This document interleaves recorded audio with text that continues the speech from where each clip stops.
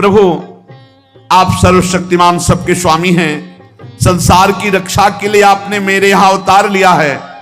आजकल कोटि कोटि असुर राक्षस सेनापतियों ने राजा का नाम धारण कर रखा है और अपने अधीन बड़ी बड़ी सेनाएं कर रखी हैं। उन सब का संहार करने के लिए आपका अवतार हुआ है।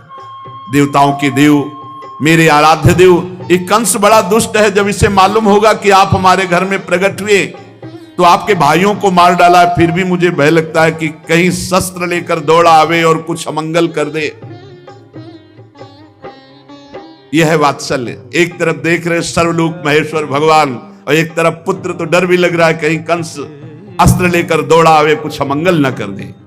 जब देवकी जी ने देखा मेरे पुत्र के रूप में तो पुरुषोत्तम भगवान, तो कंस से जो बहुत भय था कुछ भय रह गया। भय तो है।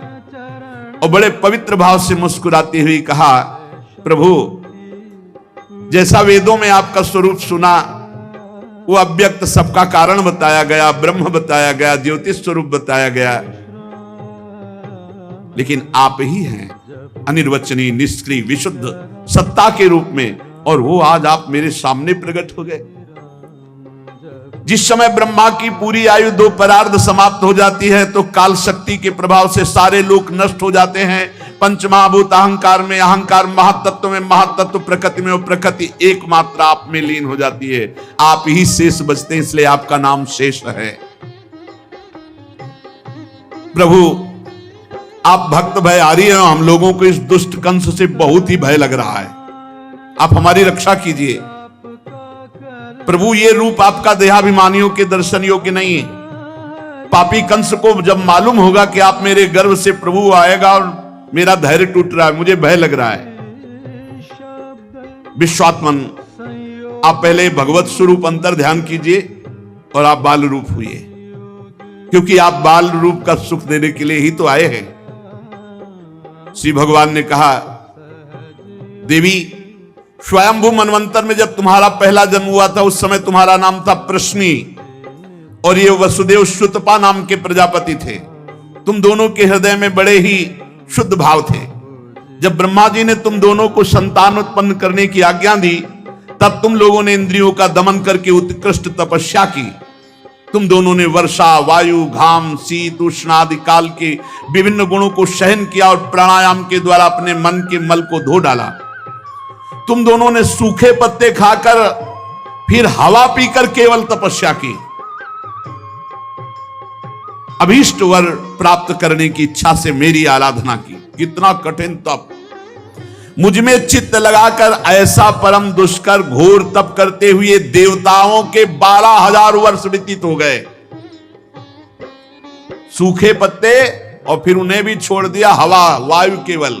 12,000 वर्ष देवताओं के। पुण्यमयी देवी, उस समय में तुम दोनों पर प्रसन्न हुआ क्योंकि तुम दोनों तपस्या, श्रद्धा, प्रेममयी भक्ति से अपने हृदय में नित्य निरंतर मेरी भावना की थी। जैसा मैं आज तुम्हारे सामने प्रकट हुआ हूं ऐसा उस समय भी प्रकट हुआ था और तुमसे कहा वरदान मांगो। तब तुम दोनों ने कहा आप जैसा पुत्र मुझे चाहिए। हो, मेरे जैसा तो सिर्फ मैं ही हूं। तो मेरे जैसा पुत्र, तो मैंने ये वरदान दिया कि मैं ही स्वयं तुम्हारा पुत्र बनकर आऊं। ये छोटी मोटी तपस्या का फल नहीं है, आप देख लीजिए। अगर आप जीवन भर रामकृष्ण हरि भगवान नाम जपते हुए भगवत प्राप्त हो जाते तो कितना सरल है, कितना सरल है। इसीलिए धन्य है ये कलयुग जो कम समय में भगवत प्राप्ति, केवल भगवान नाम जप और थोड़ा सा केवल पापाचरण से अपने को बचा लो तो भगवत प्राप्ति हो जाएगी। हे माता जी, मैंने देखा कि संसार में शील, स्वभाव, उदारता, अन्य गुणों में मेरे जैसा कोई नहीं, इसलिए मैं ही तुम्हारा पुत्र हुआ हूं। मैं ही प्रश्न गर्भ से, वामन रूप से, और इस समय तुम देवकी वसुदेव हुए वासुदेव की रूप से। एक बार मैं वचन बोलता हूं उसे 3 बार पूरा करता हूं। ये भगवान का है। मेरी वाणी त्रिकाल सत्य है। एक बार तुमने मांगा पुत्र तो प्रश्नी गर्भ, वामन रूप और इस समय वासुदेव रूप, कश्यप आदित्य के रूप में वामन रूप। और मैंने ये रूप इसलिए प्रकट किया कि जब मैं अवतार लेकर मनुष्य शरीर में लीला करूंगा तो मुझे पहचान पाना बहुत कठिन है। इसलिए तुम लोग ध्यान रखना मैं कौन हूं। ये खास बात, एक खास बात ध्यान देने योग्य बात है। भगवान कह रहे हैं कि तुम दोनों मेरे प्रति पुत्र भाव और निरंतर ब्रह्म भाव रखना। युवाम माम पुत्र भावेन ब्रह्म भावेन चाचकृत चिंतयंतो कृत स्नेहो यासे थे मदगतिम पराम। तब तुम मेरे परम पद को प्राप्त होगी। चिंतनीय कौन है गोपाल जी, कौन है लाल जी? कह रहे तुम मेरे प्रति पुत्र भाव और निरंतर ब्रह्म भाव, इस प्रकार के चिंतन द्वारा तुम मेरे पद को, मेरे प्रिया प्रीतम है कौन? देखो हित सजनी जी नहीं कह रहे, जैसे हित हरिवंश करत अपनो जस प्रगट अखिल ब्रह्मांडन, अखिल ब्रह्मांड के अधिपति हैं। पर ब्रह्म परमात्मा तत्व की उपासना हो रही। हमारा भाव है कि वो हमारे यार हैं, हमारे मित्र हैं, हमारे पति हैं, हमारे पुत्र हैं, हमारे स्वामी हैं, जो भाव रख सके, लेकिन है कौन? इसीलिए शांत भाव है। शांत भाव में पूर्ण तत्व ज्ञान हो जाता है। भगवान इतना कहकर चुप हो गए और अपनी योग माया से देखते देखते एक छोटे शिशु के रूप में नीलमणि, वसुदेव जी ने देखा भगवान तो बाल रूप हो गया। अब तो और डर लगा, कहीं कंस को पता चल गया और तलवार लिए हुए आवे, कुछ अमंगल करे। बहुत घबरा गए और भगवान ने कहा कि मुझे गोकुल पहुंचाओ, नंद बाबा के यहां सुधा मैया के पार्श्व में सुला के आओ। मुझे तुम्हें डर लग रहा है, मैं मारूंगा इसे, पर अभी मुझे पहुंचाओ वहां। भगवान की आज्ञा का पालन करने के लिए जो ही चेष्टा की, ध्यान दीजिए, भगवान की आज्ञा का पालन करने के लिए जो ही चेष्टा की तो अपने आप हथकड़ी बेड़ियां कट गई। माया की हथकड़ी बेड़ियां कट जाएंगी जो ही भगवान की आज्ञा का पालन कर। और बड़े बड़े दरवाजे, कोई एक दो नहीं थे, कई दरवाजे थे कंस के कारागार के। फटाफट सब ताले टूट गए, दरवाजे खुल गए। अद्भुत चमत्कार। और जितने पहरेदार घोर राक्षसी स्वभाव के, जिंदा खा जाएं ऐसे पहरेदार थे, सब मूर्छित घोर निद्रा में। अब हथकड़ी बेड़ी कट गई, लाला को लेकर के चले। उस समय घोर बादल छाए हुए, अंधेरा, कुछ दिखाई नहीं दे रहा। कितना कष्ट में जीवन भक्त। अब सोचो, अभी अभी तो प्रकट हुए हैं और अभी अभी त्याग करने जा रहे हैं, अभी अभी त्याग करने। इधर समस्त द्वारपाल सब सोए हुए हैं। वसुदेव जी भगवान को लेकर, वर्षा हो रही, पीछे पीछे गुप्त रूप से शेष भगवान फण धारण के, मेरे प्रभु को बूंदे ना लगे। जब वो लीला कर रहे, वसुदेव जी को पता नहीं कि पीछे शेष भगवान फण धारण किए। वो तो बस चिंतन में चले जा रहे हैं, कैसे वहां जाएंगे, कोई जान ना जाए कोई। और वहां पहले ही योग माया ने पूरी व्यवस्था करी, पूरा का पूरा परिकर सब बेहोश है नींद में, किसी को सुध नहीं है। केवल यशोदा मैया को प्रारंभ में इतना था, कुछ हुआ और बेहोश हो गए। क्या हुआ ये निर्णय नहीं हुआ। पूर्ववासियों की समस्त इंद्रिय वृत्तियों की चेतना हर ली, सब अचेत हो गए। इतनी मोटी जंजीरें लगी हुई थी, ताले लगे हुए थे, जेल के साथ टूट गए। भगवान श्री कृष्ण को गोद में लिए हुए जैसे जैसे आगे बढ़ते, सब दरवाजे अपने आप खुलते चले थे और पहरेदार सब सो रहे। बादल नजदीक आकर मानो बरस रहे हो, ऐसे लटक लटक के बादल। शेष भगवान अपने फणों से जल को रोकते हुए 1000 फण धारे पीछे पीछे चल रहे। यमुना जी ने देखा कि प्रभु पधार रहे, तो पहला चरणामृत तो हमारे अधिकार बनता है। अरे जिनके चरणों का ध्यान बड़े बड़े महापुरुष शिव आदि करते हैं, आज वही प्रभु मेरे पास आ रहे हैं। आनंद में भर गई यमुना जी और उफान। यमुना जी ने जब उफान आनंद का लिया तो वसुदेव जी के प्राण बहुत घबरा रहे हैं कि अब क्या करें, लौट सकते नहीं, कोई नौका आदि है नहीं। चलो प्रभु ने आज्ञा करी है तो वही देखेंगे, अब मेरे प्राण चाहे चले जाए, मेरे लाला को कुछ। यमुना जी उफान कर रहे कि चरण छू ले, और वसुदेव जी उल्टा सोच रहे कि यमुना जी बढ़ रही तो लाला को बचाए। देखो ये समर्पण है, मेरे प्राण भले चले जाए, आज्ञा का पालन प्रभु को पहुंचाना है और सुरक्षित पहुंचाना है। यमुना जी ऐसे थपेड़ जोर जोर से बढ़ रही, भगवान ने कहा बाबा तो और ऊपर उठाते चले जा रहे, तो यमुना जी और बढ़ती चली जाएंगी। एक श्री चरण बड़ा, ये वसुदेव जी को पता नहीं, जो ही यमुना जी को श्री चरण प्रभु के स्पर्श हुए तो तुरंत नाभिभर हो गए और ऐसे एकदम शांत। वसुदेव जी बाबा के नगर में गोकुल में गए तो डर रहे थे कि कोई देख न ले, लेकिन वहां कोई देखने वाला था, सब सोए हुए थे। उन्होंने अपने पुत्र, अब वो ऐसे देख रहे थे, और जहां सुलाया तो वहां भी पुत्र था, पार्श्व में योग माया और वही पुत्र। भगवान के इस अवतार में दो अवतार हुए, एक हुआ चतुर्भुज नारायण भगवान का अवतार जो वसुदेव देवकी के सामने, और एक हुआ पीछे आपने सुना है नंद बाबा और यशोदा मैया, बहुत ऐश्वर्य समृद्धि सब रिद्धियां सिद्धियां अठखेलियां कर रही। ब्रज तो यहां रिद्धियां सिद्धियां अठखेलियां कर रही, कौन पूछता है। अवस्था डल गई थी नंद बाबा की, चौथापन था, और ब्रजवासी बाबा की इस दशा को देख के सह नहीं पा रहे थे, बाबा खिन्न रहते थे। उपनंद आदि वृद्ध गोपों ने परामर्श करके पुत्रेष्टि यज्ञ का आयोजन किया। सबने यज्ञ पुरुष गोपराज नंद को पुत्र प्रदान करने की प्रार्थना की भगवान से। पुत्रेष्टि यज्ञ हुआ।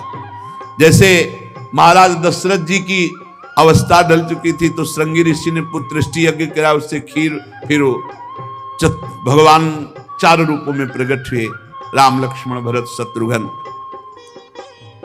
पुत्रेष्टि यज्ञ का अनुष्ठान हुआ नंद बाबा के यहां। अब उच्च कोटि के ब्रह्म ऋषि वेद ध्वनि आकाश में मुखरित हो रही थी। गोपराज श्री नंद बाबा अंतापुर में यशोदा मैया के पास बैठे हुए कहा, यशोदा रानी इस बार पूरे ब्रजवासियों का आशीर्वाद है और सब ब्रह्म ऋषि हैं। कई बार हो चुकी, इसका मतलब पुत्र के लिए कई बार उपाय किए जा चुके थे। इस बार फलस्वरूप में मेरे पुत्र होगा।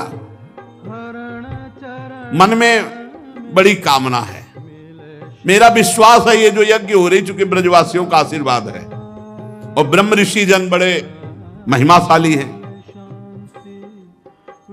पर मेरे मन में एक उदासी छा जाती कि कर्म से ऐसा पुत्र नहीं होगा जैसा मैंने एक स्वप्न देखा है। ये कर्म जनित तो नहीं हो सकता। यज्ञादि कर्मों के सभी फल चंचल हैं और मैंने जो पुत्र देखा है वो अचल है, अविनाशी है। बड़ी आशा, पर लगता है मेरी दुराशा है क्या। वो कर्म फल से तो नहीं प्राप्त हो सकता जैसे मैंने देखा है। मैंने एक स्वप्न देखा जो आज तक तुमसे नहीं बताया, यशोदा रानी से कहा। भगवान नारायण भी उतने सुंदर नहीं जैसा वो बालक सुंदर मुझे स्वप्न में दिखाई दिया। मुझे ऐसा लगता है कि त्रिभुवन में कोई है नहीं सुंदर। एक बार जिसके हृदय में वो प्रकट हुआ उसको कोई आकर्षित कर सके ऐसा त्रिभुवन में नहीं। ब्रजराज की बात सुनकर यशोदा रानी ने कहा, सच्ची तुमने स्वप्न में देखा है? बोले हाँ। बोले मैंने तो बताया नहीं, मैंने भी स्वप्न में देखा है। क्या? बोले मैं नित्य सहधर्मिणी हूं, तुम्हारी सुख दुख की नित्य संगिनी हूं, मैं तुमसे क्या छिपाऊं। जैसे बालक की बात कर रहे हो ना, हमने तो इसलिए नहीं बताया कि आप कहोगे कि तुम्हारा पागलपन है। बिल्कुल वैसे ही मैंने देखा है। श्यामश्चंचल चारु दीर्घ नयनो बालस्तवांक स्थले दुग्धोद्गारि पयोधरे स्फुटमसौ क्रीडन्मया लोक्यते स्वप्नस्तत्कि मुजागरः किमथ वेत्ते तन्न निश्चीयते सत्यम ब्रूहि सधर्मिणी स्फुरति किम सोयम तवाप्यंतरे। बाबा ने कहा मैंने भी देखा, दिव्याति दिव्य नीलमणि सदृश श्याम सुंदर वर्ण एक बालक तुम्हारे गोद में दुग्ध पान कर रहा है, जो चंचल नेत्र मनोहर विशाल भाल तुम्हारी गोद में स्थित देखा, वो तुम्हारा पयोधर पान कर रहा है। कैसे बताऊं, अब तो मेरी ये दशा है कि सोता हूं या जागता हूं मुझे कुछ पता नहीं चलता। हर समय बालक लगता है मेरी गोद में चढ़ रहा है, मेरी दाढ़ी खींच रहा है। कभी मैं देखता हूं तुम्हारी गोद में दुग्ध पान कर रहा है। यशोदा मैया आनंद विवल होके कहने लगी, ब्रजराज ऐसा ही, ऐसा मैंने भी देखा है, ऐसा ही देखा है। वो तुम्हारे टोन पर चढ़े खेल रहा, मैंने देखा है ऐसा। सत्य सत्य सत्य कहती हूं, मैंने देखा, मैंने कि उसे स्तन पान करा रही हूं, पर संकोचवश नहीं बताया कहां वो दिव्य बालक और कहां मैं। ब्रजराज नंद ने कहा मैंने असंभव समझकर ये बात तुमसे छुपाई थी। यशोदा मैया ने कहा मैंने भी, कि तुम हमारा पागलपन समझोगे। लेकिन ऐसा अगर दोनों के स्वप्न में आया तो जरूर भगवान हमारे स्वप्न को पूरा करेंगे। नारायण जिनकी हम आराधना करते हैं, नारायण सेवानिष्ठ नंद बाबा और यशोदा मैया दोनों तन मन वचन से भगवान श्री हरि की शरण में होकर के द्वादशी दिन यथाविधि व्रत करने का नियम लिया। उत्तृष्टि यज्ञ के बाद द्वादशी व्रत की संख्या वृद्धि के साथ साथ अब वो स्वप्न में देखा हुआ जो दिव्याति दिव्य बालक है वो खुली आंखों झलकने लगा।